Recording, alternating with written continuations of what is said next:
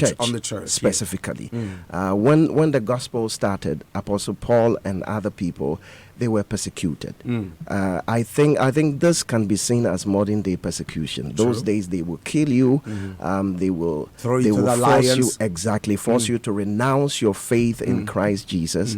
Is the same thing happening, and the reason the devil will activate that against the church is simply to stop the church. Okay. So dealing with the fear is very important. When people are not afraid, but when people are conscientized and when people are alerted and they put security measures in place, that's good. Okay. But let us deal with the fear. The fear. God's word says that fear has torment. Exactly. And for the threat, I mean, today, for instance, for those who probably knew about the threat, and it looks like across board, the membership or the attendance to church services dwindled because of people's fear antennas that have gone up. How do we deal with this kind of fear amongst the membership that can help them, encourage them to be in church and still not be too, how do you call it, the extreme of fear, to be too paranoia? In terms of not wanting to be within the church environs, in the fear of the fact that they could get killed, and that would be, I mean, attending church service would mean that their lives will be ended. How can we deal with it? We should use the word of God to deal with it. We should teach them. Apostle Paul said he had a thorn in the flesh. If you read that text carefully, he was talking about persecution that awaited him everywhere. Okay. But he was not afraid. In the book of Acts, there's a prophet who came to him and prophesied to him that if you go to Jerusalem, you will be persecuted. He said, persecution is part of Christianity. He said concerning his thorn in the flesh, I prayed 3 times. And he said, the Lord told me, my grace is sufficient. That means God said, I'm not taking away the persecution. It is part of Christianity. Okay. So today I was telling somebody, what if I die for the Lord? What is it? Not many Christians are ready to die for their faith. Yes. So if you haven't gotten to that level, we should let them know that, because psychologically, over 90% of the things we are afraid of will never happen. The things we are worried about, over 90% of them will never happen. How sure are you about these statistics? I am a psychologist. Well, I can understand, but what is the empirical evidence of your projection? There is. I'm telling you, there is. I wish I could see it. You see, Pastor, the essence of or the reason behind all this terror is to put fear in people. True. That is it. True. So we must resist the fear. Okay. Right. We must resist it. We must use the word of God. Like you said, fear has torment. That's right. And fear is also a connector. That's true. That's what people don't realize. Yeah. Sometimes it's the fear that connects you to the object of fear. Yeah. Fear will attract to you what you fear. Exactly. Like Job said, he said, what I feared has happened to me. Come to me. I was not in safety. I was always afraid, and look at my life now. Yeah. So let's deal with the fear. Let's use the word of God. Isaiah 41 verse 10. Do not be afraid, for I am with you. Amen. God is with us. Amen. Let me talk to DSP if you are taking it. Thank you for joining us, Mab. You enjoyed church today, I believe. Oh, yes, I did. Okay. And you saw the numbers dwindle in your church service as well today? In fact, after the alert, some of us, who have been in the security domain, we have also been monitoring, and some of us, when we go to church, we also want to find out what kind of measures, first of all, are in place, and also how are people reacting to the information that is out there. So the first thing I looked at today when I stepped in church was to find out the number. Wow. So in some way I asked myself, is that a usual number? I think that it had gone down. Okay. Is it because of the news we're having? Or it may be linked to some other things? That one I do not know. Okay. But I also realized that the number had gone down. So what do you think about the terrorism alerts that is being put out by the Africa Center for Security and Intelligence Studies? Yes, terrorism has been with us for some time now. It actually heightened after the September 11 attack on the U.S. Yeah. And since then, we have seen it's in a number of ways and how complex they are. Okay. targeting soft people. That's a soft target, yes. you know, wherever a number of people meet. Gather. And we have seen it in different shapes and kind, the malls, restaurants, hotels, and we saw a different paradigm, or to say another, how do I put it, a different shape altogether, where churches, not even churches, even mosque have also had their turn and all that. Sure. So looking at it, what do we have to do? It is the times in which we are in. We're in, yeah. As Reverend said here, we always need to be alert but not alarmed. Okay. Your personal security, I believe, is your responsibility. Okay. You know, we need to take care of ourselves. Right from the time we wake up every morning, I always call it the three folds. Okay. Your own personal security at home, and also that of your immediate family. And also wherever you have to go, you definitely have to use the road, either by air, whatever. Okay. Yes, so from that place to your final point of destination is also an area where you may be exposed to some threats or violence. Okay. Then your destination, where you are going to. Now we are looking at the public places. I remember when Professor Awono also died in the Kenya attack. Yeah. And all of a sudden, we rose, and a lot of security awareness, and everybody kept talking security at the malls and what have you. Is it the same kind of fear as we speak now? Has something changed? Now we are seeing a different dimension, and everybody is scared. Yes, of course, we will have to be scared, because here are human beings here, and they are dying by the day. True. Now, if we go to our normal churches, you know, where we worship, ideally everybody would have in mind that whenever I go to church, a church is a symbol of peace. At least it's a place where I really want to have an encounter with my Maker, with my God. And therefore, there should not be any form of interaction whatsoever.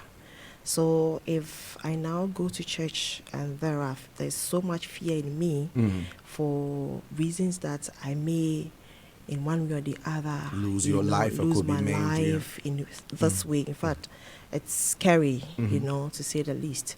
But what can we do? It has come. Okay.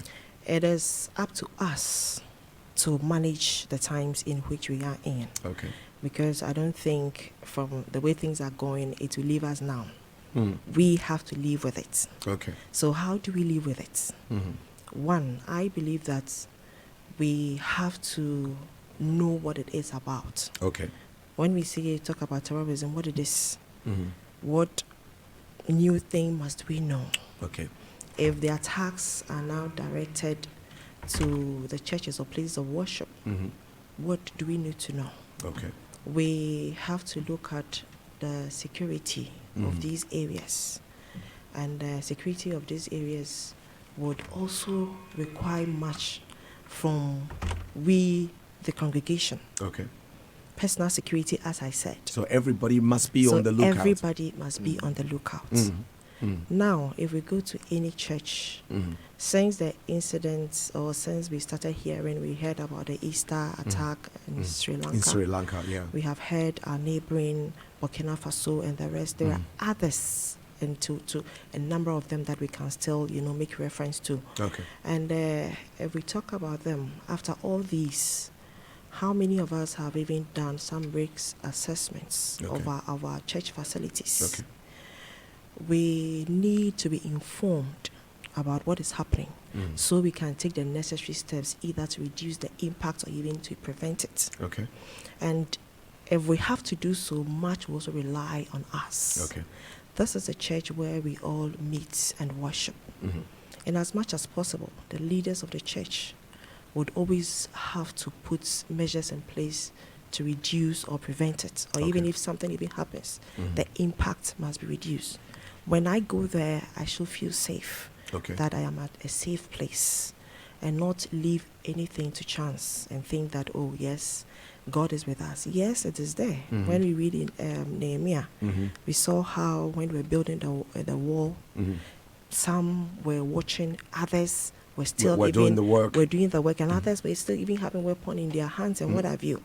So now that we are confronted with this kind of security threats and what have you, what we need to do is to do a periodic or a review of our risk assessments. Okay. And also, in doing so, we try to limit the impact that we are likely to face. Okay. So we talk about the exterior, of every church or every facility. The exterior aspect of it. Okay. When I walk into any church, what cars come in there? Okay. Who are there? Who Okay. are there to check who comes in and out? Okay. That is very important here. Okay. That is the physical security that we talk about. The physical security. Do we have even a security team in our churches? Yes, even if we have, what kind of training do they have? How well are they informed to be able to detect what is likely to be to identify suspicious a people? threat? How do they even look like? Okay. Are they women? We'll get into the details of that. It will take, because we would also come to the point where we need to be able to ascertain, if you will, the threat level. I know that, in security code, you have a threat level, whether it's red or amber or whatsoever. We need to know the threat level we are at as a nation relative to the threat on the churches or the places of worship in Ghana. We'll come to that. And we'll pick that from you from the security expert's point of view. So you were talking about the training of possibly security personnel at the church premises. What kind of training do they have? How do, for instance, if any church people don't have any such training and they're listening to us right now, can you help them to know how to identify suspicious personalities once they enter within the church environs? Yes. What I can say is that I was even telling Reverend here that right from the beginning of this year, our command, led by my good self and even the operations commander, we started with this kind of security awareness programs, especially in churches, where even we wrote to churches, especially those that had a lot of congregation, they were large, usually terrorists would always look for where they would get maximum kind of impact. So when you are analyzing or doing some trend analysis and what have you, these things come to play. Okay. Now, you need that training. We started giving them any information. In fact, it wasn't only terrorism. Okay. Anytime we saw that there is some trend in a crime, especially in the metropolis where we police, we thought that no, let the public know. Okay. Because going to church, or for a church to have a number of those congregants every week, we thought that it was a very good avenue where we can use that to also educate a number of them. Okay. And we Christians, whenever we have some such information coming from the pulpit, in fact, we attach a lot of importance or essence to them. Okay. So we started with some of these things. Now, how do you know? Yes, we as ushers, especially the ushering team, the people at the car parks, we need to do a lot of monitoring, and our alerts must be very high. Okay. We have seen a new person, yes, in every church. That is why we even exist. Exactly. So even evangelize and expect new people every year. Every week we call them. They introduce themselves and what have you. So it means that we would expect new people to come. Okay. We don't even know how they look like. Yeah. Because we have even seen children suicide bombers. We have seen women who are suicide bombers. The young, the elderly. So what are we looking for actually? In fact, it's very difficult. But I still think that because even if a terrorist would even come to a place of worship or a gathering, a place or a location of gathering, they don't just come once and act. Yeah. literature says at least they might have come in a number several of times observe the to environment. observe environment, note where things are, how things are done before they plan and actually come and plan the attack. So we need to be very observant and ask questions. Yes, it is a public place, but I still believe it is a private place. So you should be able to confront people and ask them. I remember some time back, about last 2 years or so, after church, I saw some 2 guys who had this backpack about 2 years ago, behind them. And they looked a bit weird, to me, in my observation. Is it because you're a police officer? Maybe, So your instincts just shoot into action. So I just tapped someone and said, who are these? And they said, oh, they don't know. I said, no, I want to find out. So I called 1 or 2, we went to them, I asked them what they were doing here. Oh, we actually came to church. I said, really? So what was preached? And in fact, they surprised me. They told me. So I had this kind of perception immediately I saw them because of the way they were looking, and I was wondering. And in fact, they were foreigners. They were in here, and they had their bags, even toothbrush, everything in the bag. Wow. With them. So are we now going to look out for people with backpacks, or what? Well, because that was what happened in the Sri Lanka attack. The guy with the backpack, and he walked straight to the front of the church and entered in, and in seconds later he goes out. Yes. In your scenario that you saw 2 years ago, chances are they were not necessarily terrorists. These are foreigners who probably are just looking for a place to lay their heads or where to find their comfort. But how do you differentiate between who is a threat and who's not a threat? In fact, it will be very difficult. But we need to get something. To just, say that. We need to get something. This one, what my studies, we need to look at the demeanor of people. Usually, if you are in for a specific assignment, or you are in for an objective, you are not free.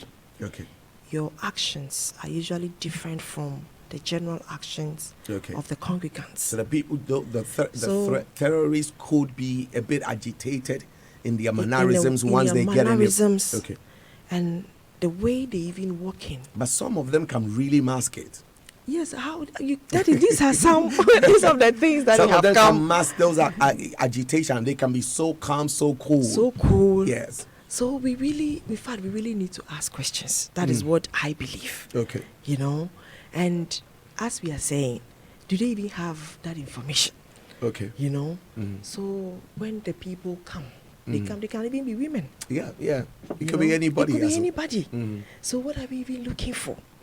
But sometimes in my security, exposure so far, trying to even confront the person, not that kind of, abusive confrontation. But asking questions directly to the person, trying to find out information alone is enough deterrent.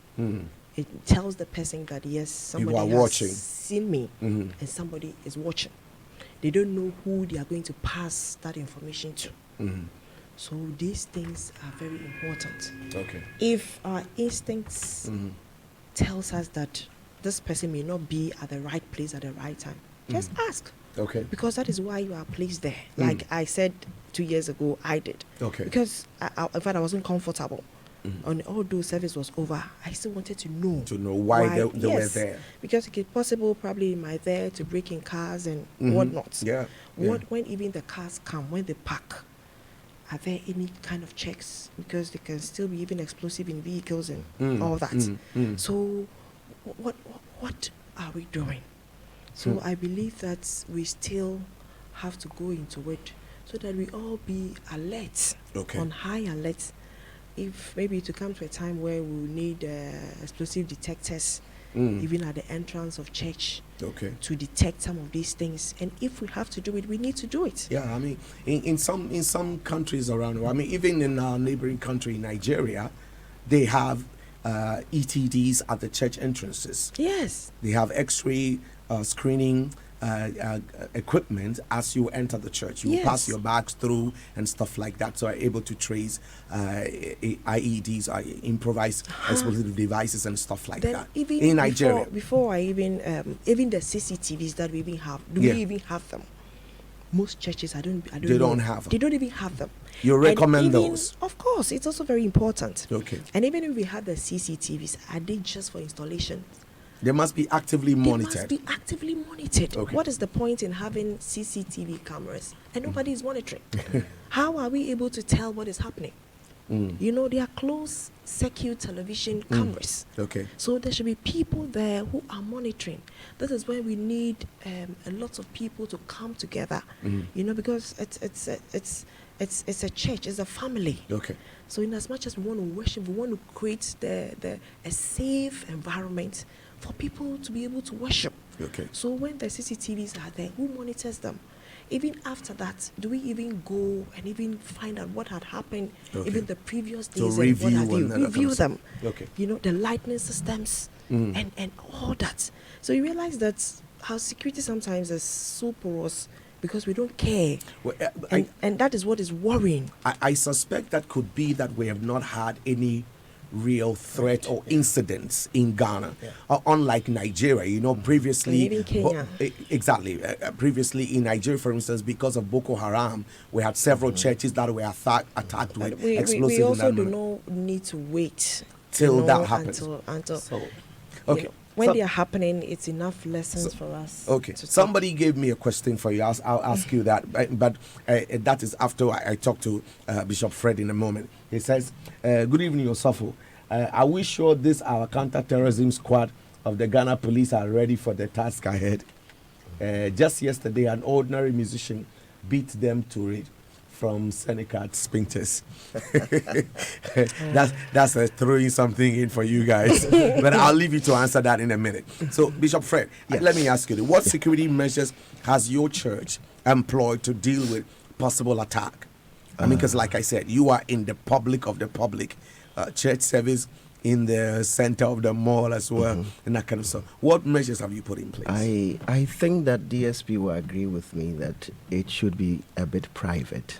Okay. Right. It wouldn't be advisable to put the details out there.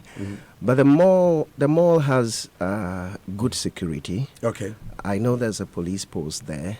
We have beefed up our security. Okay. So I believe that we are safe. You're safe. Yes, I believe that we are safe. So what would you recommend? Okay, not to describe the total detail of what kind of security measures to put in place, but what do you generally would recommend for other churches, not who are not necessarily in the malls, but maybe in open places and what have you? What could they do to at least secure the church premises in order to be able to at least forestall incidents of threats having a major impact on the congregants when they gathered?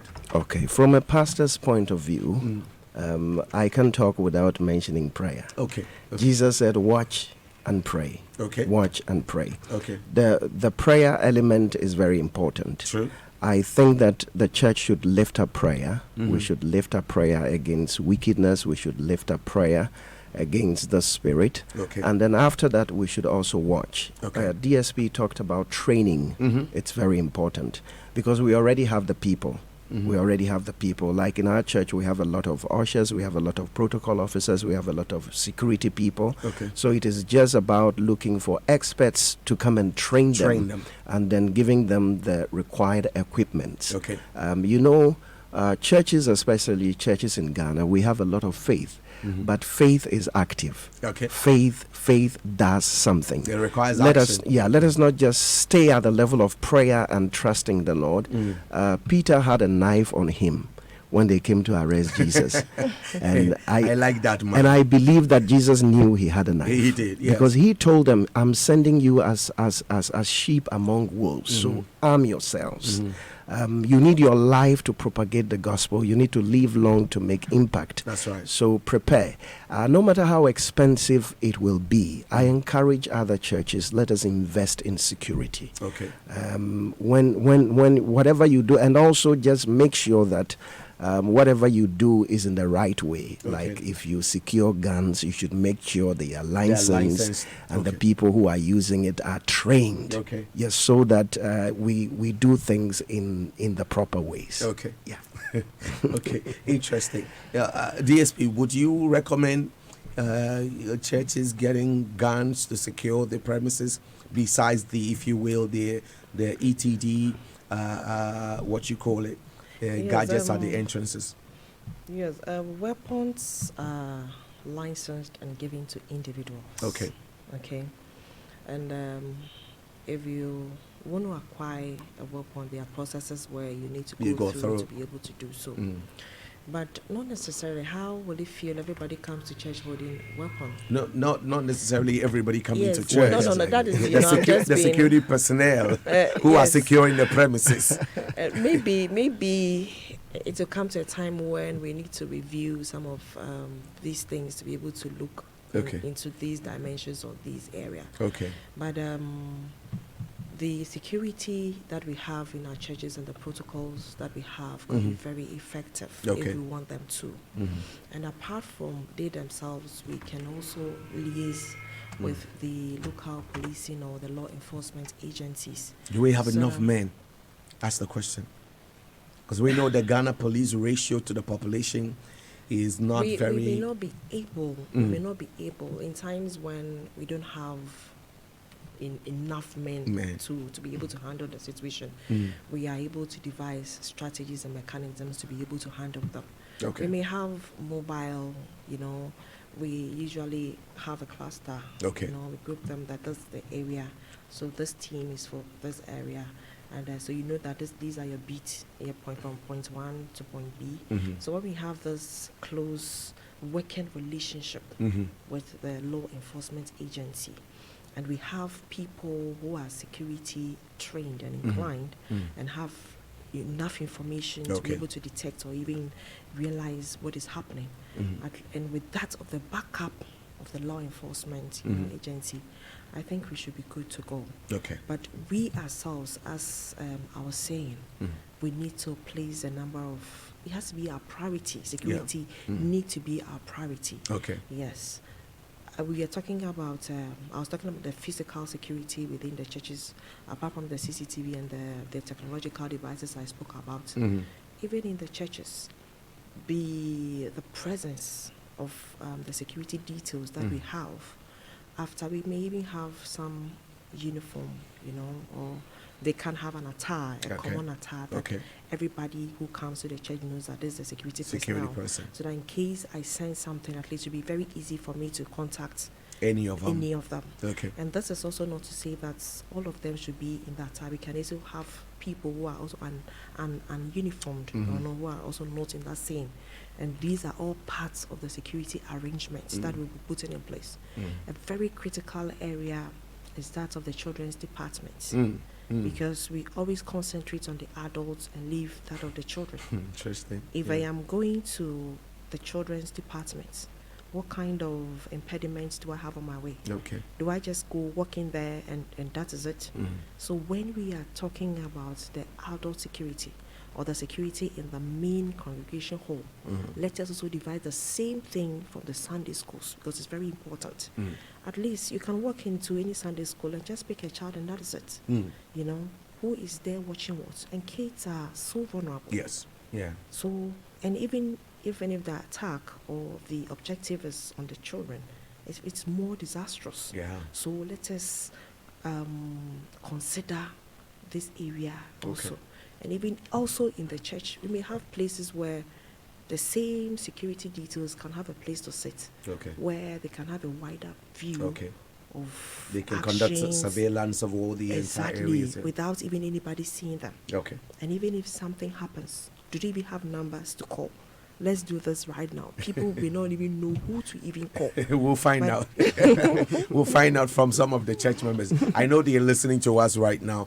Very shortly, we'll open the phone lines, and you probably might be able to call in. We're talking about security at the churches in the wake of terrorism threats alert targeted at churches and the places of worship. DSP, I will ask you this before I come back to Bishop Fred. Is Ghana ready to contain any attack? In other words, how prepared are we to deal with any form of attack? In fact, we are not asking for attacks. We don't pray. Not at all. Not at all. In fact, that is that's not something I'll even say. No, none of us wish for that. But it will be so unfair on our part, you know, as a country, not to put mechanisms in place, especially when we are monitoring and seeing what is happening in the other parts of the world. Most closely our neighboring countries. Neighboring countries here. So I believe we are. Even latter part of last year, there was a counter-terrorism exercise. We usually have some of these things. I have even participated in twice, you know. And we were saying that, I heard somebody, your message that you read, that somebody was asking whether the counter-terrorism... Are we ready? That's the question. Everybody's concerned. I will not say we should be prepared. In fact, that word, are we ready? I don't want to use it. I'm asking you because you are the PRO of the Ghana Police Department. So it will be good to have you can speak to the issue of our readiness as a state, all right, with the state security apparatus as to whether we are secured and ready. That's what I'm asking. That's why I'm saying that we've had a number of simulation exercises, you know, to test our preparedness level, to see how all the security services can come together, and in a very coordinated manner to handle some of these incidents, and even our incident response teams and all that.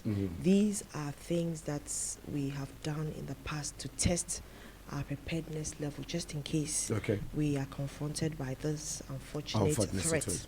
You know, so I say, and even the counter-terrorism unit that we have, you know, it's not. They are equipped and they are ready.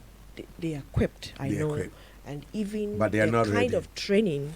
No, when you say they are not ready, I wouldn't want to say. I'm asking back-to-back questions. I said, are they equipped? You said they equipped. Are they ready? You say, right. They are not. Oh no, we. You're ready. I don't want to use that ready. Ready for what? Yes, we're ready to. I think all we're looking for is reassurance. Assurance, basically. Then, in fact, the public should be assured. Assured. You know, yes. Thank you. If you say that way, I'll be fine. But to say ready.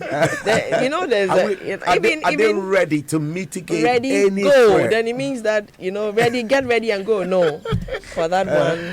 We don't. Phone lines are open. You can join us there. I mean, we wouldn't have too much time because, you know, the issues are quite a lot and very sensitive issues of security at your place of worship, or even within your community, as you go to the malls or you go to public places. We all want to be safe. You know, and like you heard DSP share, your personal security is your responsibility. And for us, it's a shared responsibility as a nation and a people for us to be able to look out for suspicious signs. Speak out, by all means. Ask somebody questions once you notice something that is odd. Because at least, thankfully, to the by benefit of what we're seeing, images of what is happening in other countries, we kind of have an inkling of what possible links could be used to bring terror attacks to our nation. We can prevent it. The Lord being our helper. Yes. Okay, so you can join us on the phone line 0302 216541. Again, 0302 216541. We have Akosua Yeboah in Tema. Hello, Akos, how are you? Hello, Pastor. I'm fine by God's grace, and you? We're good. Thank you. Thank you for joining us tonight. Let's hear you. Okay, so I heard the DSP. You kept asking her whether they are ready, and she's not able to answer. I think Ghanaians, we want to know whether we will be safe in case we have any of these issues coming up. Okay. But her answer is not definite, and it doesn't make me feel safe. I think, yes, they should be doing their job. That is their job. But they're doing their job. They're ready. She says they're ready, they're equipped, and they No, she couldn't answer it. I was listening to you, kept asking her, she couldn't answer. Please, she should give us a definite answer. Okay. Ghanaians need safety. That's what we want from them. That's what we want. Okay. So DSP, thank you very much, Akosia. So you heard. Abena I mean, I don't be worried, okay? There I didn't want to use the word ready. Ready, okay. That was my problem. Okay. That has not to mean that the Ghana police or the security establishments that the state has is not prepared. Okay. I tell you that the amount of effort, resource that goes into training personnel, even within and without, we are not only domestic trained. Yes, true. Most of them are trained outside. Yeah. And they even work. Even latter part of last year, we had a number of international observers who witnessed the simulation exercises we had, and we were able to work together with other security services. We have the whole terrorism unit with the national security who meets on a number of cases with a number of occasions together with the military. Okay. And in fact, a whole lot. But I was not comfortable with the word ready. That was why I was not forthcoming with the word ready is mine. But we should be assured. Okay. And believe Ghanaians can rest assured that they should be assured. Security by apparatus of our state we're prepared. Yes. Okay. All right. Let's talk to Joseph Ajiman in Tema. Hello, Joe. Good evening, Reverend. Yes, sir. How are you? I'm very well. I hope you're also doing well. We're good. Thank you. Quick. Let's go. I think the most important aspect of this is the internal security should be very vigilant and professional. Okay. I think most churches go for cheap security personnel, and nowadays, with this, we need professionals. Okay. We need people who have delved into security. They will do proper access control, and as a security, you should be very inquisitive, so you know the type of people who are entering. Okay. All right. A solid point there. Let's talk to Nana Kwame Nadenta. Should be Hello, good evening. Good evening, sir. How are you, Nana? Yeah, I'm fine. Okay. I want our security agents also to check our secondary schools. Because if you look at our secondary schools as setups, there are multiple entries to all the secondary schools. So now the mentioned churches, they can do anything. You know these people. Wherever they will get more blood flowing is what they want. So please, our boarding houses. Okay. Please. Okay, Yeah. sure. So focus should go to boarding houses, the school establishments, and what have you, and stuff like that. Okay. So I will ask you. Let me ask Bishop Fred first.